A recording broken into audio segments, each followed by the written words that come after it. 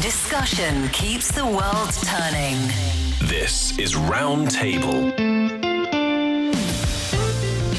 You're listening to Round Table. I'm Steve Hatherley today with Fei Fei and Yushan. Coming up, we are in the thick of summer. We're cranking the AC and reaching for anything that's cold. But for thousands of years, people survived blazing heat without a single modern convenience. China's traditional playbook was filled with clever, low-tech fixes that kept things bearable. As the mercury keeps rising outside, we're wondering if these ancient hacks actually are smarter than our energy-guzzling gadgets. After that, the half-empty bottle of sunscreen in your beach bag. Don't need to check, you know it's there. Anyway, is that still protecting you, or is it just some fancy lotion? We'll find out what happens when sunscreen goes bad, how to spot the warning signs, and why most people are using way less than they actually need. Our podcast listeners can find us at Roundtable China on Apple Podcasts, and please do send us your voice notes to roundtablepodcast@qq.com. One more time, roundtablepodcast@qq.com. Summer is here, and I'm here for it, and many people around the world are enjoying the warmer temperatures. And this year, and every year, there's a struggle to stay cool. Air conditioners help, iced drinks help, cooling gadgets, a little portable fan, if you happen to have one of those can help too. But people for a long time have been figuring out how to stay cool in the summertime. And some of those people were around centuries ago, and they had some great ideas that we're going to learn about today. We're going to take a journey through China's traditional understanding of summer, because as temperatures continue to rise around the world, maybe there is something we can learn from the ancient wisdom.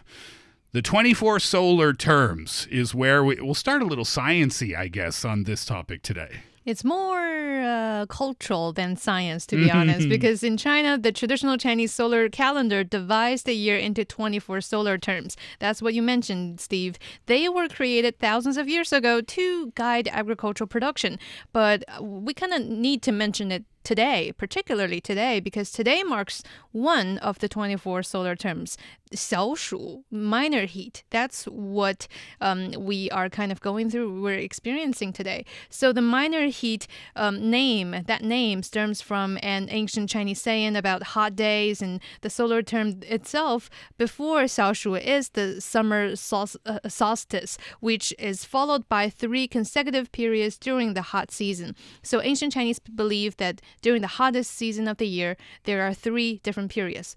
There is the first fu, the second fu, and the third fu. So a fu in Chinese literally means lying down, indicating that you are getting so hot, you're facing the heat so much that you kind of want to lie down. So fu in that term refers to the really hot days. And at the first fu period, it's relatively cooler than the second and the third period. So the solar term during this period is called minor heat. And the next one is called major heat, the hot but not the hottest yet. I got it. So that's how the ancient Chinese philosophy kind of guide you through the hottest time of the year. So what did they do, Fei Fei, to keep cool a long time ago? Well, not very surprisingly, actually. You know, back in, I don't know, 1,000 years ago, for instance, they still use ice, a lot of ice. We actually have histories, books and relics telling us that in Shanxi province currently, but that was under a different name, I think thousands of years ago, people would still chop ice in the deep water and stash it away in underground cellars so that during summer, this ice can be reused to chill wine, to keep food fresh, and even I've seen this gadget, I'm not saying it's a gadget, but this setup in royal families that they place a big bowl of ice in front of a fan. So the fan, when the wind is cooler. Yeah, you can still do that today, too. Yeah, I've seen European people doing similar things. So ice, you'd take it from the frozen waters, frozen rivers in the wintertime, bury it deep underground, kind of, in the cellars, and then it would stay frozen, and you'd use it in the summertime. So you said royal families. Was ice only for rich people? It's sort of, especially for summers, it's only something that the rich could afford. At first. Yeah, Yes. it took 3 times as much stored ice to make up for what melted. So, but by the Tang Dynasty, which is about around 1,000 years ago, smarter storage methods made ice cheaper, and some merchants start to sell it. So it was still pricey, but it's something at least more people could afford during that period of time. Huh. This sounds like a great episode for Made in Ancient China. How to We're trying to find. Promote the other show. Yeah. Check that out on Apple Podcasts. All right. So one of the things that they did was clothing related. The fabrics that they wore, those were made of hemp and other materials. We've seen that from culture to culture, though, where people would dress in the lightest materials they could find to help stay cool. But sometimes it was all about heading outside and not staying inside, which is kind of counterintuitive. It's count as a very elegant way of spending times during the summer to, for example, gather a few friends for in ancient China to, for example, taking a boat on the lake. Or going to the mountains. That's traditionally believed to be where it's the cooler parts of just in comparison to markets or city centers. So that's one way. That's also deeply believed by many royal families too. They're building a lot of the cooling palace nearby in the cities that they dwelled in. Ever since, I think, back in Han Dynasty, they've been having this practice. And then in Qing Dynasty, we see the royal emperors building cooling palace nearby in Beijing, in Hebei. Yeah. And it's also become very famous tourist sites these days during summertime. What's a cooling palace? It's more of their summer house. Yeah, in the different forest locations. or up in the mountains. Yeah, you know why summer palace is called summer palace? I don't. It's because the Forbidden City is getting so hot, and during summers, some of the royal families would move to Summer over. Palace. And they have another one. Summer Palace is not that far from Forbidden City, though. Would it really be that much in cooler? ancient time is a bit distant, but they have another fair. location further north part in Chengde. I'm so stupid. I was like, you can just take the subway for like a half an hour. They didn't have that back then. Yeah, so they have these kind of cool houses built. I think the summer houses concept is still tagged now. A lot of people still have their summer houses that they travel either around the lake, some water around that housing, around that location. I want to talk about, okay, so that's how people stayed cool in the past. There's a way that people are staying cool these days that I think is absolutely amazing. You sleep with some food. Yeah. It's Yeah. it's something that sounds like very fake online. That was only existing online. It looks like AI generated photos, but it's not. It's true. It's science-based. It's called hugging the winter gourd, or some would call it the wax gourd, or donggua in Chinese. And it's a very simple 3-step method. First one, you go to your local market and pick out a massive wax gourd. So this is a melon. It's a sort of a melon. Yeah. Yeah. And when you say a massive wax gourd, this is human-sized. Almost a child. Yeah, as tall as Yeah, a 5-year-old or Yeah, something. yeah. And also Human-sized. in the shape of a pillow. Yes. Yeah, it's Like sort of a round. like a giant eggplant, Yeah. kind of. Yeah, but you need to buy that. In most of the supermarkets currently, they are sold in slice because no one can finish that within single meal. Yeah, you don't do that. Yeah, but if you want to cool down, you need to buy the whole one. Correct. Okay, and then that's step 2, you give it a scrub and place it on your bed, because when it comes to this wax gourd, they call it wax gourd for a reason. They have a thin layer of white wax outside of that gourd, and you want to scrub it away. And then the final step is you hug it tightly and drift off to your sleep. what's the science behind it? It cools you down. It cools you down because that gourd has about 95% of it is water. So it is one of the highest water content of any gourd. So with that amount of water, it can sort of cool you down. It absorbs the heat very slow and stays cool for a really, really long time. And science says in the water content is able to keep the melon skin about 3 to 5 degrees Celsius cooler than the room temperature. Isn't that amazing? So it literally works. Yeah. But it doesn't work for... Now, if you're thinking, all right, after Roundtable today, I'm going to the supermarket, and if they don't have a giant wax gourd, a human-sized one, I'm just going to get a watermelon, because that'll probably work, right? Not quite. Yeah. Because, sure, watermelon also has as high as 90% of water containing, but their skin is really easy to crack. So you don't want to hug it and expect it to... to crack down and explode in the middle of the night. Oh, yes. Yeah. You'd be covered in watermelon juice. Right. But for Sticky. winter gourd, or we also call it winter melons, they, on the other hand, they are kind of dense and sturdy on the cover, protected by that very waxy layer, so that it's not really so easy and crackable for them. So it's not going to break, right? Right. A long time ago in China, did people use those bamboo, it's called wicker, I guess, is the word that we use to describe the build, if you will.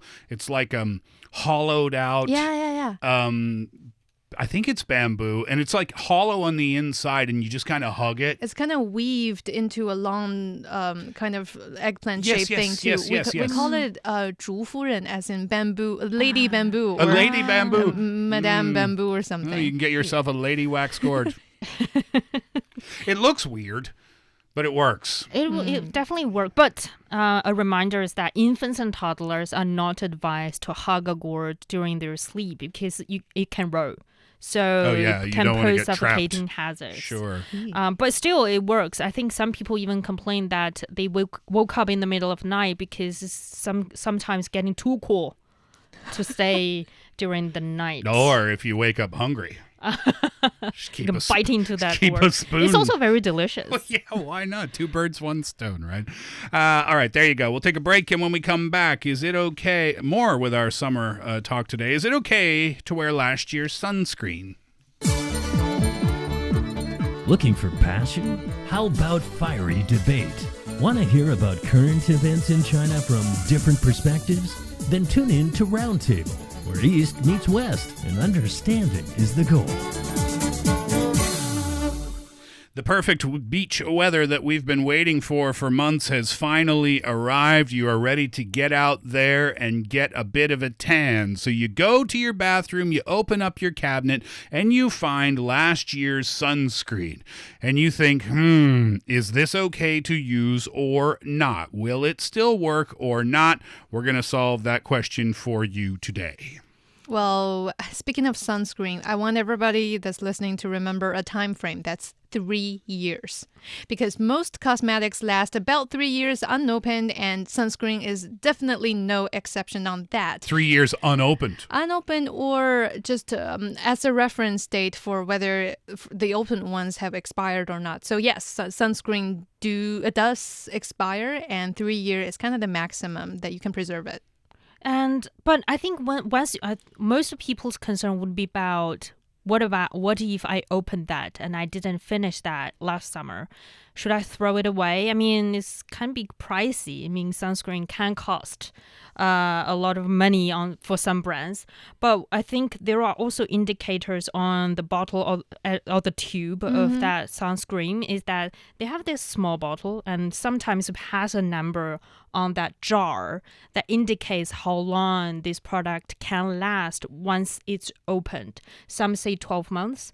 Then you will see 12M. Yeah. Some say 24 months. That's 24M. That is indicating how long. A little logo. The U.S. Food and Drug Administration requires that sunscreen remain at its original strength for at least 3 years. That means that you can use leftover sunscreen from 1 year to the next, and it's still going to work. But you have to do the proper storage in order for it to work. So if you don't, then it might not be as effective. But that's kind of good to know, is that you don't have to throw away. If you have a little bit left, maybe a third of a bottle left, you can still use it this year as well. And also, if your sunscreen goes bad, it's kind of apparent that you can actually tell, because expired ones, they will have changes in color, for example, and also consistency, and sometimes even smell. So these are very obvious signals of whether your sunscreen has gone bad. And for some particular products,